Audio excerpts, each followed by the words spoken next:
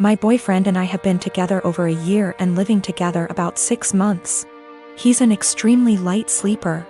We never used to have problems, but I'm now on medicine that causes me to have more insomnia, so it's harder for me to fall asleep. Lately, we've gotten into fights because he's being absolutely unrealistic about any noise in general. I can't clear my throat quietly, sneeze or even yawn without him grumbling, groaning, or yelling at me at how loud I'm being. When I say yawn, I don't mean some exaggerated TV yawn, but literally the sound of me silently taking in and expelling air from my mouth 3-4x over the course of 2 hours sets him off. Sneezing is very rare and it's also quiet, but if I have to make any noise, I do it as silently as possible. But it's not enough for him. When I was extremely sick with the cold, he made me sleep on the couch because I was having a tough time sleeping without being able to actually blow my nose to breathe. But when he caught it a week later, I gladly let him sleep in the bed and help take care of him when he woke up in the night because he wasn't feeling well. I've argued with him multiple times that it's unfair for him to expect absolute silence and be mad over the air he hears from a yawn, but he just shuts me down and tells me to be quiet because I've disturbed him from being right on the edge of sleep. I understand that when you're half asleep you're particularly grumpy, we've all been there. But it winds me all the way up that I already constantly have to cater to the way he needs tons of space. Meaning I have to sleep pencil straight all night or on the side not facing him if I want to move my legs at all. And then this sound thing. I've had previous BFs who were heavy sleepers that snored, made lots of noise, and honestly that bothered me less than constantly having to be alert to his needs. He says that earplugs don't work and he only likes to hear the fan, so white noise is out of the question. I don't want to go downstairs because then I'll just stay up, and I don't want to keep taking melatonin every night, but I'm this close to not renewing our lease together next year if things don't change. It also makes me feel like if we got married and had kids he'd just expect me to be up all the time dealing with the baby, so he can sleep, or complaining about his sleep, or if one of us was to have a chronic sickness that we'd have to sleep in different bedrooms, because of how selfish he is. I've been married to my wife for 10 years and we're a mixed race couple. I'm Asian and she's Caucasian. I've gotten along with her family, MIL, BIL, SIL, but I always felt like her father-in-law and other sister-in-law, Sarah, never liked me. I'm a professionally trained chef with 15+ years of experience and I work at a high-end Chinese restaurant, a spin-off of a popular one in Beijing, in a large US city. My crew and I have won several awards, and I've been explicitly told I'll be the next executive chef. Sarah is also a professionally trained chef and works at a popular upscale French restaurant in the city. She constantly brags about it and, no joke, compares herself out loud to Ramsay and Bourdain. Whenever I'm at my mother-in-law and FIL's house and helping out in the kitchen, Sarah is always criticizing everything I do. Whether it's chopping, braising, marinating, etc., she always butts in with comments like, I think you should actually do X like this. I've been patient for my wife and sidestepping those comments, saying things like, thanks, but I think I'll stick to the way I do it. Things came to a head 2 weeks ago when my wife, FIL, MIL, and I were in her parents' kitchen prepping dinner for my MIL's birthday. We were running a bit behind, so things were heated, which I kind of like because it reminded me of work. And that's when Sarah walked in. She took one look at what I was doing, scoffed, and said something like, oh wow, okay, so that's not the right way of doing things. It hit a nerve and I pretty sternly told her to stop criticizing my cooking and that I'm also a chef like her. She laughed and said making kung pao chicken at some Chinese restaurant doesn't count. The kitchen went silent, father-in-law snorted / chuckled, and my mother-in-law yelled, Sarah, what is wrong with you?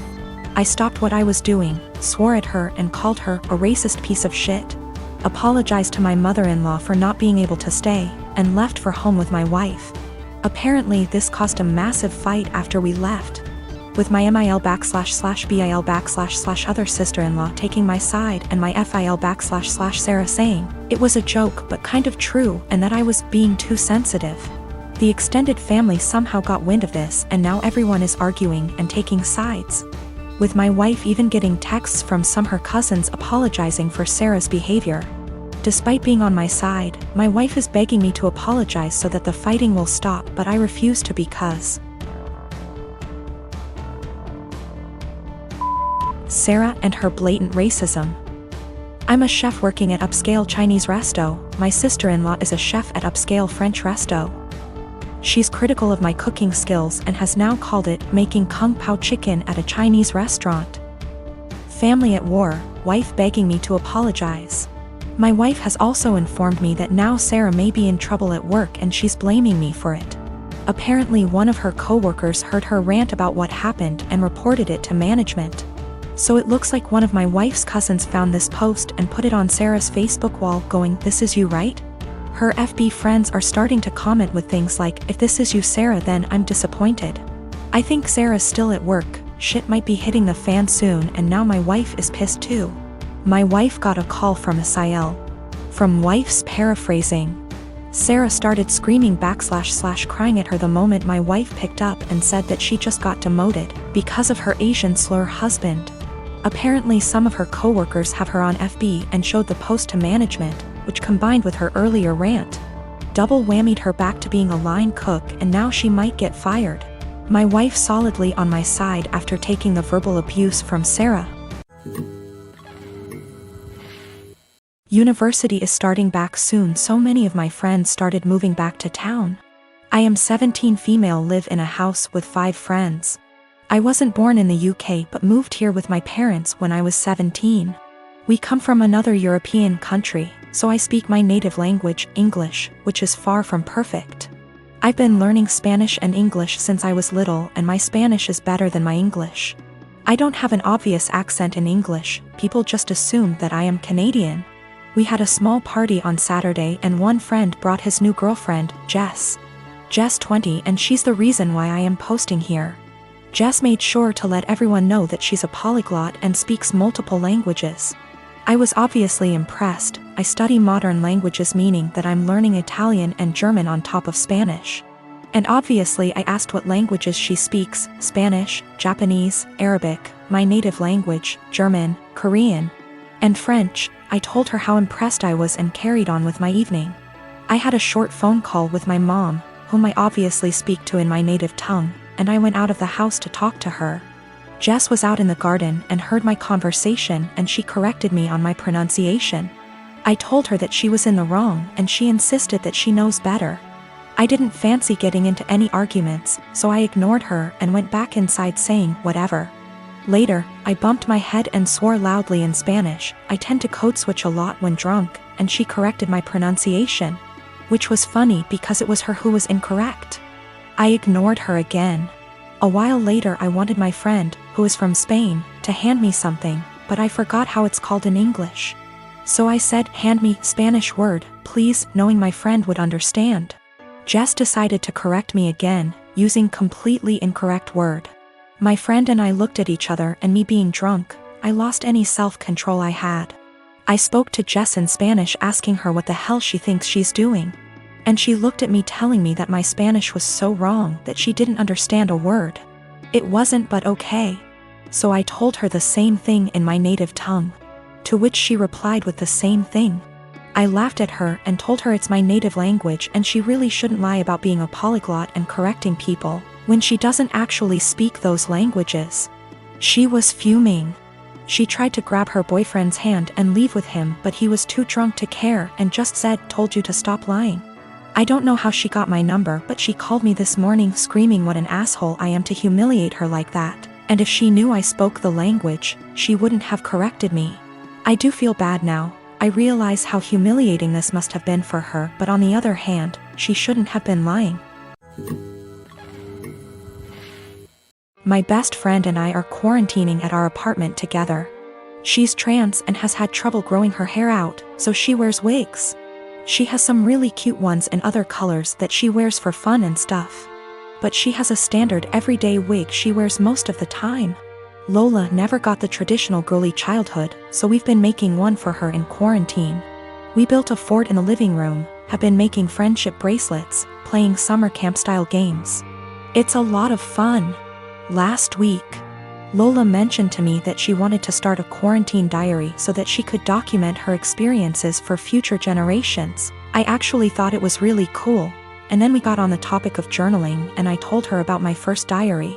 One of those flismy lock diaries that every girl had as a kid. We bought matching ones as part of our Give Lola Her Childhood Back crusade. They took a little while coming in, but we got them on Friday. Saturday night, some of our friends from college decided to do an impromptu girls' night in. Lola was in the shower, so I answered the Zoom without her. Lola is not out to anybody at our college, and I respect that. This is her fresh start, and she has a right to decide when she wants to come out to these people, if at all. I know I wouldn't 100% trust some of the people at our school with something as personal as this. We were talking about what we've been doing in quarantine, and I mentioned that we had gotten the diaries. I said it was for the nostalgia, and they wanted to see the diaries. We left the box in Lola's room, so I went in to show them. Lola and I go into each other's rooms all the time. We're basically sisters to one another, and it's just about second nature. When we were younger, we had keys to each other's houses. I didn't think anything of it. I flipped the camera to show the diaries and didn't flip it back. I got distracted by a cute choker on her dresser and forgot that the camera was flipped back / there was anything to hide. They knew Lola has worn wigs out to parties / the club / etc., but her everyday wig was right out in plain view, and one of our nosier friends asked what the new wig was. I completely blue-screened, and someone else realized that it was Lola's hair. I genuinely had nothing to say. They were asking why Lola wore a wig, and I had no explanation. I didn't want to out her. Someone else came to the conclusion that Lola must have cancer or alopecia or some other horrible thing that causes hair loss. They've decided that she was just too embarrassed to say, and they all started going on about poor Lola, etc. I just didn't know what to say, and I said it wasn't my place to confirm / deny. I hung up and immediately told Lola. I apologized profusely, and I know how badly